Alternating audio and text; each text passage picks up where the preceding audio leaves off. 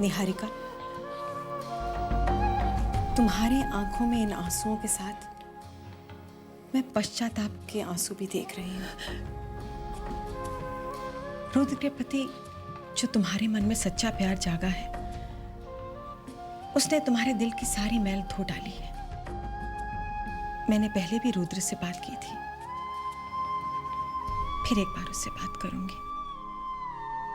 मैं भगवान से प्रार्थना करूंगी कि तुम्हें तुम्हारा सच्चा प्यार मिल जाए।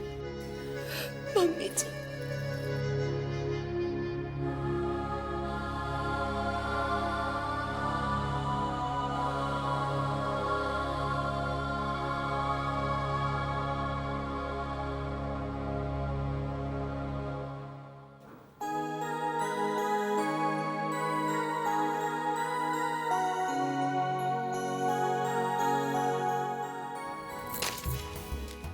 मुझे पेपर तो पढ़ लेने दो। मेरे साथ चलो। कहाँ? मैं बताती हूँ, पहले तुम उठो तो। अरे पर कहाँ लेके जा रही हो? तुम आओ तो। अरे बताओ तो सही, बात क्या है? अब मुझे यहाँ मंदिर में क्यों ले आई? मैं तुम्हें प्रसाद देना चाहती हूँ। प्रसाद? ओके, दो।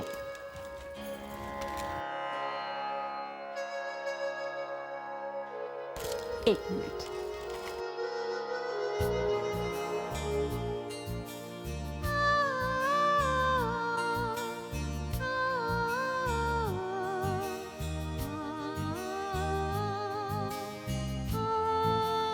ये तो बाल गोपाल है। हाँ, ये बाल गोपाल है। हाँ तो इन्हें मेरे हाथों में क्यों रख दिया तुमने?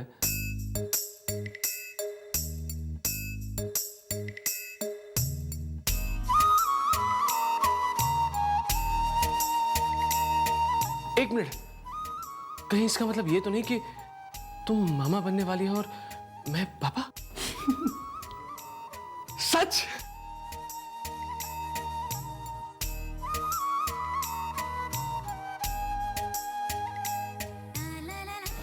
थैंक यू भगवान जी, थैंक यू सो मच। चलो हम ये बात सबको बताते हैं। मैं कैसे बता सकती हूँ? नहीं, मैं नहीं बताऊंगी। अरे माँ तो तुम बनने वाली हो ना? हाँ, लेकिन ये बच्चा तो हमारा है ना, तुम भी तो जाके बता सकते हो। हाँ चलो ठीक है, ये खुशखबरी हम दोनों साथ में मिलकर सुना दें। कम कम कम कम। एक मिनट।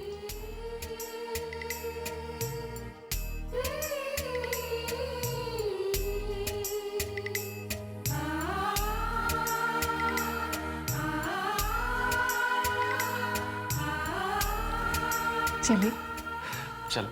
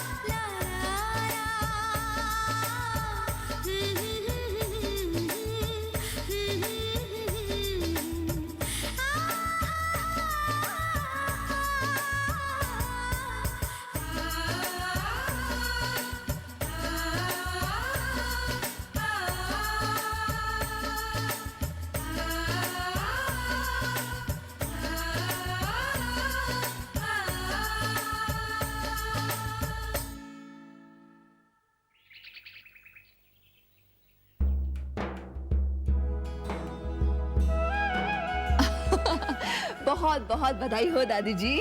आपको भी बधाई हो नानी जी। आओ बैठो। कितनी खुशी होती है ना जब अपने बच्चों का परिवार बढ़ने लगता है। हाँ, बिल्कुल ऐसे ही जैसे कि एक माली को अपने उगाए हुए पौधे में फूल देखकर। लो मुंह मीठा करो। मिठाई तो मैं भी लाई हूँ, लेकिन खुशी के मारे में तो वो ऐसे ही मीठा हो रहा है। फिर भी थोड़ा सा।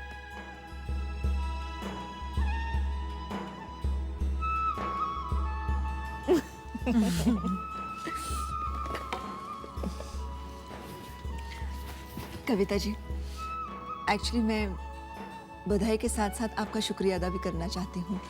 आपने निहारिका को माफ कर दिया। बहुत बड़ा दिल है आपका। और आपने रुद्र को भी समझा दिया। मेरे दिल से बहुत बड़ा बोझ उतर गया। जब बच्चे माँ बाप के सामने गलती करें तो माँ बाप को तो उन्हें समझाना ही पड़ता है। बस मैंने भी इतना ही किया।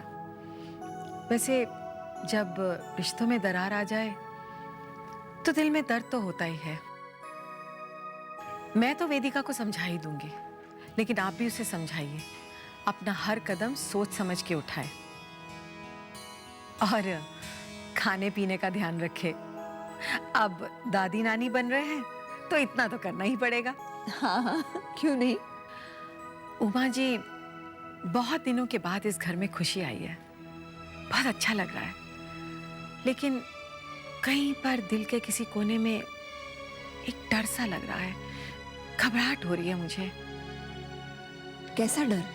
पता नहीं इस घर से खुशियां दूर क्यों चली जाती हैं।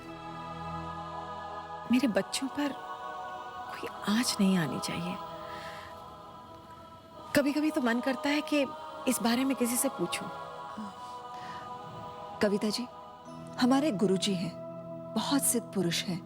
कहते हैं उनकी कही बात कभी गलत नहीं होती। मेरी भाभी तो उनसे पूछे बिना एक कदम नहीं उठाती। एक्चुअली उनके भाई की डेथ मोटरसाइकिल एक्सीडेंट में हुई थी और गुरुजी ने उनसे पहले ही कहा था कि उन्हें 2 पहियों वाला वाहन नहीं चलाना चाहिए। लेकिन अब तो जानते ही हैं, हम इंसान तो बस अपने में ही रहते हैं। गुरुजी कभी कभी काफी समय के लिए अपनी साधना के लिए कहीं चले जाते हैं। कहाँ चले जाते हैं ये किसी को नहीं पता, लेकिन अब की बार वो 6 साल के बाद लौटे हैं और मैं उनसे मिलने वाली हूँ। अगर वो मान गए तो मैं उन्हें आपसे मिलवाने भी ले आती हूँ। फिर आप अपनी मन की शंका चिंता सब दूर करवा लीजिएगा। वो तो ठीक है, लेकिन मैं इन बातों में विश्वास नहीं करती। कोई बात नहीं, लेकिन मिलने में क्या हर्ज है। हो सकता है कि वो आए ही ना।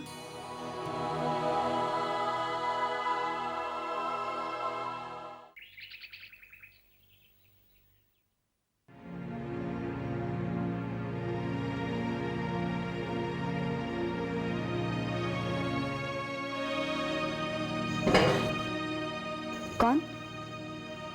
जी मैं अंतरिक्ष। ओह, तो आप वही हैं जिन्होंने पुलिस को मेरे एक्सीडेंट होने की खबर दी। नर्स बता रही थी कि आप मुझसे मिलने के लिए रोज हॉस्पिटल आते हैं।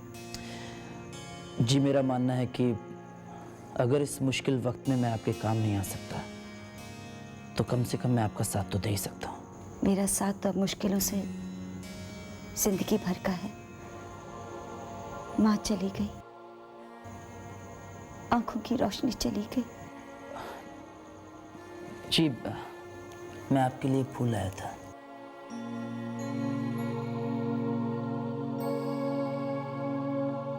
खूबसूरत होंगे, लेकिन रंगों से मेरा क्या वास्ता। लेकिन खुशबू से तो है। आप सोच रहे होंगे कि मैं इतनी मायूस बातें क्यों कर रही हूँ, लेकिन शायद आप अंदाजा नहीं लगा सकते।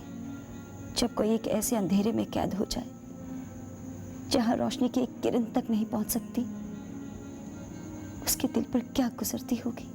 जी मैं समझ सकता हूँ। मेरी भी जिंदगी में एक ऐसी कमी है जिसके साथ मैं इतने सालों से जी रहा हूँ। खैर छोड़िए इन बातों को, इनका कोई फायदा नहीं है। इनसे हमें सिर्फ दुख मिलेगा और कुछ नहीं। लेकिन ये सब आप मेरे लिए क्यों कर रहे हैं? कहीं आपके दिल में मेरे लिए दया? नहीं, ये दया नहीं है। हाँ, आप इसे हमदर्दी जरूर कह सकते हैं। आप मेरे हमदर्द तो बन गए, लेकिन मेरी जिंदगी में आने वाले दर्द का आपको अंदाजा नहीं। अब मुझे अपने चाचा चाची पर जिंदगी भर बोझ बनकर रहना पड़ेगा। समझ में नहीं आता किसको दोष दूं, अपनी किस्मत को या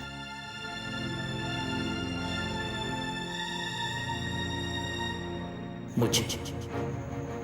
मैं ही तुम्हारा दोषी हूं।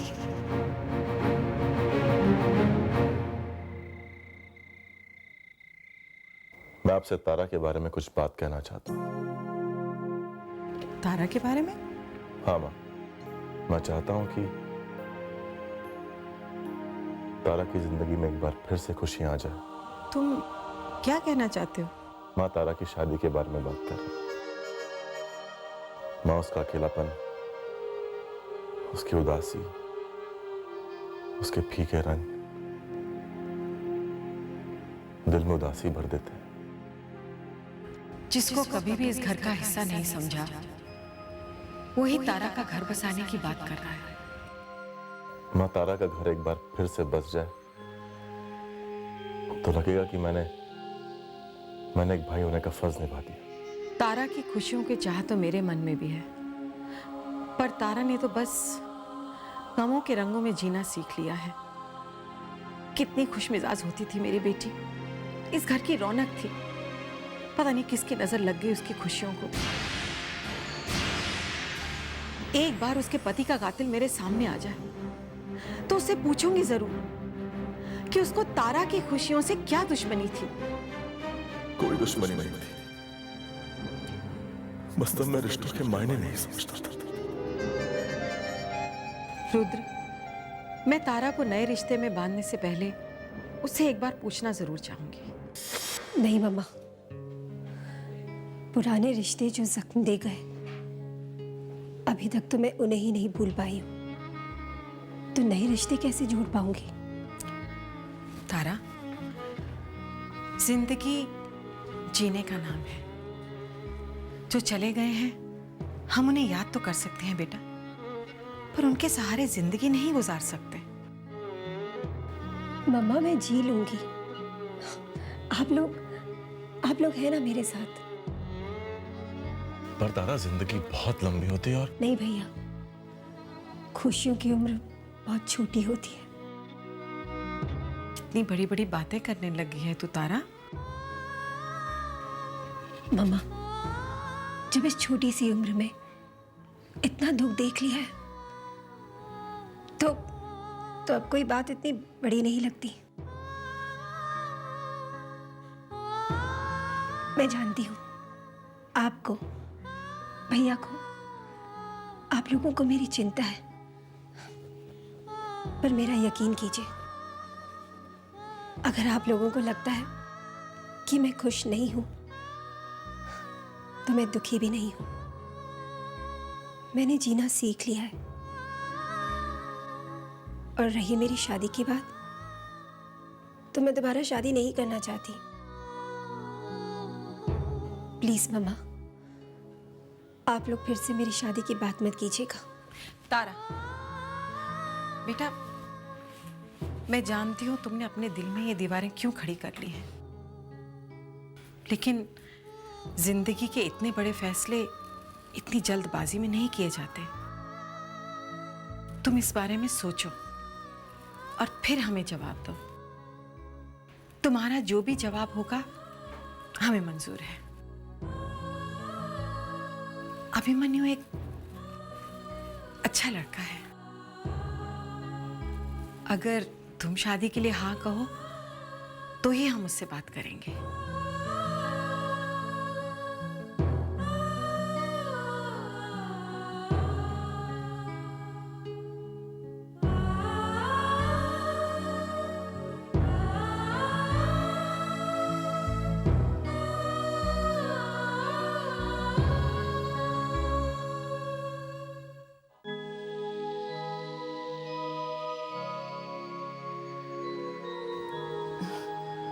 आइए गुरुजी। कविता जी, ये गुरुजी हैं। प्रणाम गुरुजी। आइए आइए बैठिए आइए।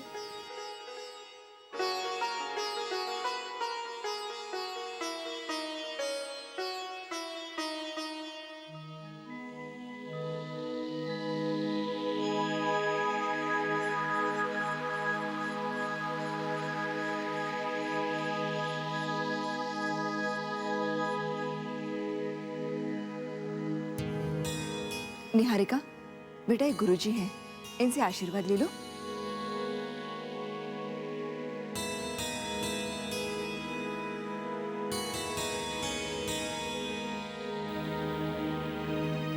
और अपनी कुंडली भी ले आना और वेदिका को भी भेज दो, वो भी आशीर्वाद ले ले।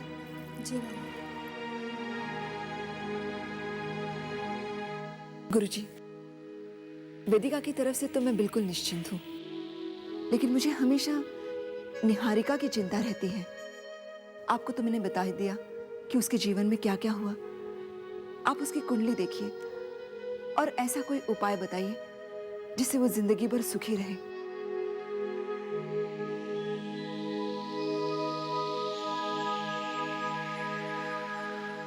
वेदिका, बेटा गुरुजी से आशीर्वाद ले लो।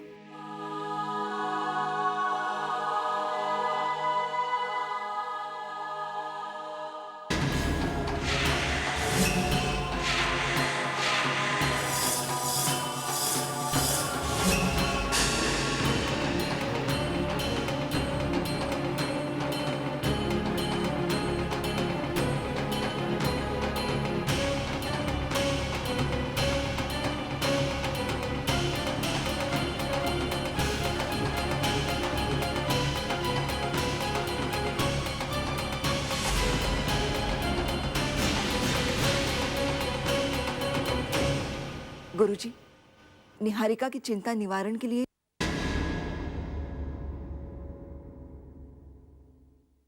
मुझे निहारिका की नहीं, वेदिका की चिंता है। क्यों गुरुजी, कुछ गड़बड़ तो नहीं है? वो माँ बनने वाली है। मुझे उसका सिंदूर फीका होता नजर आ रहा है, फीका होता नजर आ रहा है, फीका होता नजर आ रहा है।